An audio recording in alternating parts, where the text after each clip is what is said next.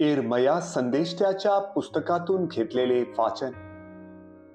परमेश्वराचे वचन एर्मयाला प्राप्त झाले ते हे: परमेश्वर इस्रायलाचा देव असे म्हणतो की, जी वचने मी तुला सांगितली ती सर्व पुस्तकात लिहून ठेव. कारण परमेश्वर म्हणतो, तुझी जखम असाध्य आहे, तुझा घाय भारी आहे, तुझी दाद लावणारा कोणी नाही, तुझ्या घायास उपचार नाही, मलमपट्टी नाही. तुझे सर्व वल्लभ तुला विसरले आहेत, ते तुला विचारत नाहीत. तुझ्या घोर दुष्कर्मामुळे, तुझी पापे फार झाल्यामुळे, तुला शत्रूप्रमाणे जखम करून, क्रूर जनांप्रमाणे शिक्षा करून मी तुला घायाळ केले आहे. तू आपल्या घायामुळे का ओरडतेस? तुझी जखम असाध्य आहे. तुझ्या घोर दुष्कर्मामुळे तुझी पापे फार झाली आहेत, म्हणून मी तुला हे सर्व केले आहे.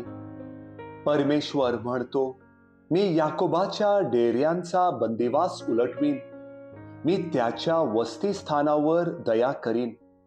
नगर पुन्हा त्याच्याच टेकडीवर बांधतील आणि राजवाड्यातून पूर्ववत वस्ती होईल. त्यामधून उपकार स्मरणाचा आणि आनंदोत्सव करणाऱ्यांचा शब्द उठेल. मी त्यांची संख्या वाढवीन, ती अल्प होणार नाही. मी त्यांचा गौरव करीन, म्हणजे ते शूद्र असावयाचे नाही. त्यांच्या मुलांची स्थिती पूर्ववत होईल. त्यांची मंडळी माझ्या समोर स्थिर राहील. त्यांच्यावर जुलूम करणाऱ्यांच मी शासन करीन. त्यांचा पुढारी त्यांच्यातलाच होईल. त्यांचा नियंता त्यांच्यातूनच निघेल. मी त्याला जवळ आणीन, म्हणजे तो माझ्या सन्निध येईल. कारण माझ्या सन्निध येण्याचा कोणाच्या मनाला हिय्या झाला आहे, असे परमेश्वर म्हणतो. तुम्ही माझे लोक व्हाल आणि मी तुमचा देव होईन. प्रभूचा शब्द. देवाला धन्यवाद.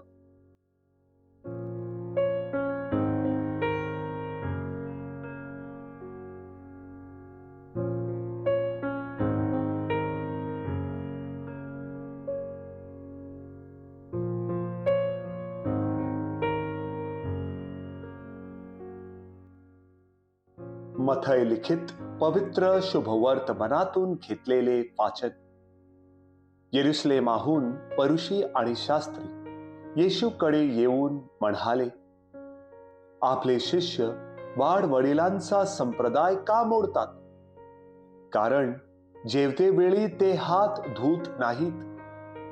तेव्हा त्याने लोकसमुदायाला आपल्याकडे बोलावून म्हटले, ऐका आणि समजून घ्या. जे तोंडात जाते ते माणसाला विटाळवीत नाही, तर जे तोंडातून निघते ते माणसाला विटाळविते. नंतर शिष्य येऊन त्याला म्हणाले, हे वचन ऐकून परुषी नाराज झाले, हे आपल्याला कळले काय? त्याने उत्तर दिले, माझ्या स्वर्गातील पित्याने लावले नाही असे प्रत्येक रोप उपटले जाईल. त्यांना राहू द्या. ते आंधळ्याचे आंधळे वाटाडे आहेत, आणि आंधळा आंधळ्याला नेऊ लागला तर दोघेही खाचेत पडतील. प्रभूचे शुभवर्तमान. हे प्रभू येशू ख्रिस्ता, तुझी स्तुती असो.